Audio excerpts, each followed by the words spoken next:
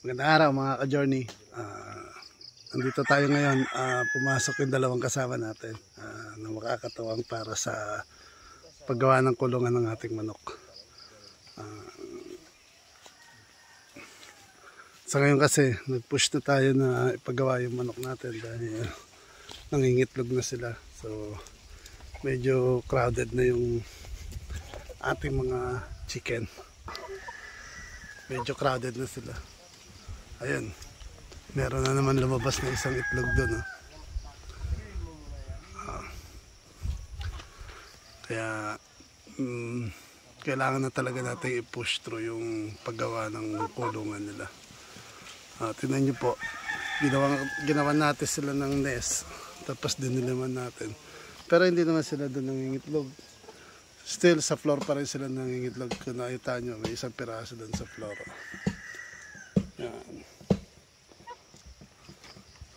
Tapos nilagyan ko siya ng dayami. Ang ginawa nila, tinanggal nila yung dayami. Tapos yun, tinambayan na lang nila. Kaya talagang i-push na natin yung paggawa naman. Ay, ng kulungan. So far, dumating na yung mga kasama natin. Kung napapansin nyo, dito sa area na ito yung kulungan ng manok. So, itinabi lang natin. Kasi, katulad na sabi ko, kahit pa paano, magandang spot to kasi may lilim saka may sikat ng araw. So napapansin nyo dun sa taas, open siya, so pwede natin ilagay yung solar panel. At least may makukuhanan tayo ng ilaw kasi katulad nga nung sabi ko, wala pang kuryente rito, so umaasa tayo sa solar panel. Tapos yung materials na gamit natin, ito lang yung mga puno ng yung mga sanga or sabihin natin branches ng mga puno, siya yung gagamitin natin. Tapos gagamit din tayo ng chicken wire sa kawayan. Tapos yun yung kawayan, yun yung ilalagay natin sa baba. Tapos hindi na natin ito pinalinis masyado kasi tatabunan naman natin ito ng pag nakahanap tayo ng ipa. Saka o kaya yung kusot, yung pinaglagarian. Kinuha natin yung isang itlog kasi baka tukay lang ng tukayan. Hindi ko siya maiwan dun sa nest niya kasi tinutuka. So iwan muna natin yung mga kapugian.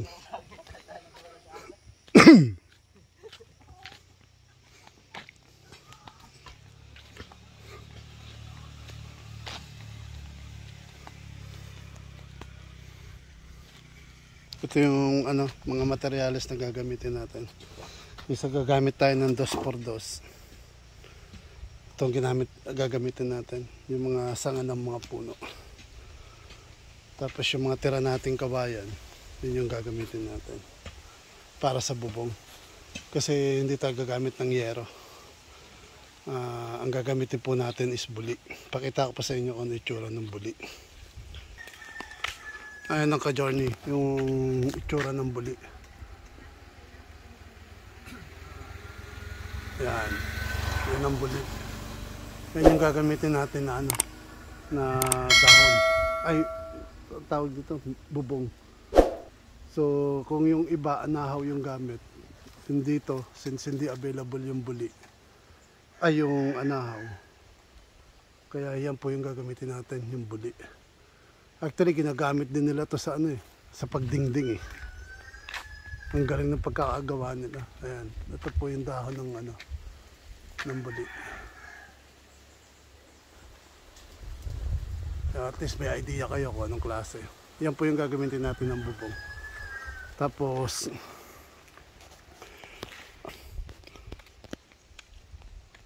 lalagyan din natin siya ng net para sa ibabaw, para sabihin natin i-hold niya maigi yung bubong, yung mga buli. Balikan natin sila maya maya.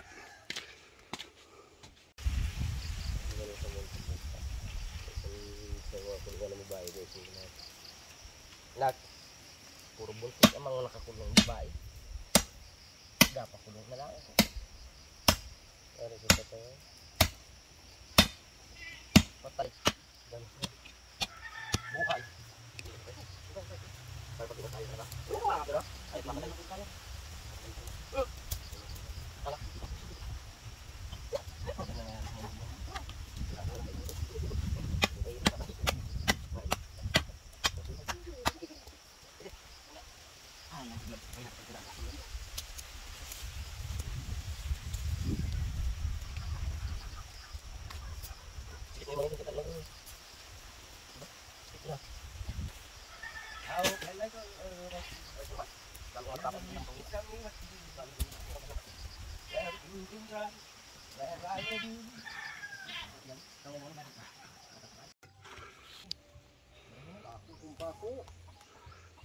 Ito na mga ka-journey, nagawa na natin yung frame.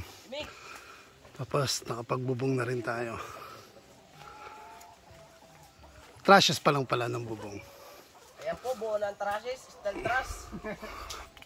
Kinulang lang po kaya napatigil, kinulang na ubusan ng welding rod. Ayan, nabusog na naman po yung isa nating kasama. Kaya kung ano-ano sinasabi. Kasi nakabalik lang namin galing lunch. Nabusog na naman kaya kung ano na naman yung nababanggit sa sarili. Welding rod. Yan, nilagyan din po natin dun sa baba. Yan. Tapos lalagyan natin ng something, mga kawayan, para harang nila. Tapos chicken wire. So, ang size po pala na ito, 4 feet by 6 feet. Tapos yung taas niya, dito, medyo pababa po siya. 8 feet po ito, itong taas. Tapos dito tayo maglalagay ng door. Banda door. So, parang ganito po. Ito po yung isang division. Tapos lalagay pa tayo dyan. Lalagyan pa natin ng poste yung gitna. Didivide pa natin itong isa. So, tinatapos lang nila yung tinatapos lang nila yon. Tapos lalagyan pa natin ng isang trashes sa gitna para hindi lumundo. Para may suporta sila pag umakit sila sa taas. Para sa safety na nila.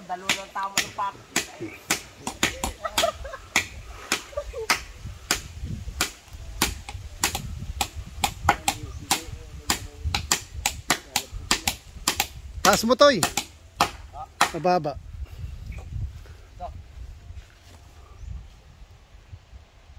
Taas mo konti. Sipat kilatis. Gabok. Yan. O, bumaba. Gabok. Yan, tapos lalagyan na natin ng trashes. Naubusan tayo ng kahoy, kaya gumamit tayo ng 2x2. Dumating yung isa nating kasama. Yun, nanguha siya ng kahoy. Kaya, yan po, may bagong dating.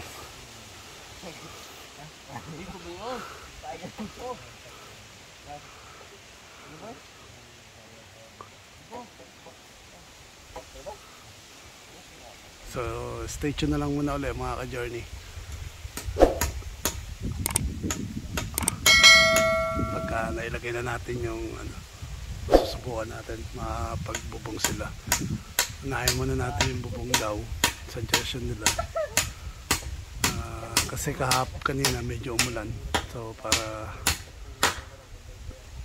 makapag-continuous work din sila. Tapos saka natin lalagay yung mga division. Just stay tuned na lang muna. Iyan ako ng update ko po kayo sa araw na to kung ano matatapos sa ating sa ating kulungan ng manok. Mga ka-journey, ito na, almost finished na yung mga division natin. So yung brace na lang natin dito. Saka ito. Naghahanap pa yung mga kasama natin ng ano, ilalagay. Tapos yung sa bubong din, yung frame ng bubong o trusses ng bubong, ayos na rin. So bukas, yan ang uunahin natin gagawin. Ayan na yung gagawin natin. Ipapakita ko rin sa inyo yung process kung paano gamitin o paano gawin yung ano, yung buli sa bubong natin. Ayan na po. So ang sukat po nito is 4 feet, tapos ang haba is 8 feet. So 4 by 8. Lahat po siya 4 by 8. So dito po, facing dito yung pintuan. Tapos yung nest din, gagawa rin tayo ng nest. Made of buli din. Ibibidyo ko rin siya. Para kung sakaling meron kayong buli sa bahay o sa farm ninyo magawa din ninyo.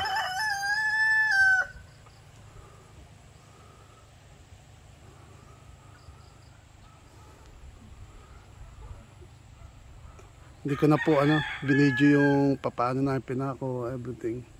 At least short, parang short video na lang. At least napakita ko na sa inyo yung pag frame. Yung ginamit lang natin is yung mga kahoy. Gumamit tayo ng ipil-ipil, madre de cacao, mahogany. Yung nakita lang natin dito sa farm. Hindi na tayo bumili. Ang pinurchase lang natin is yung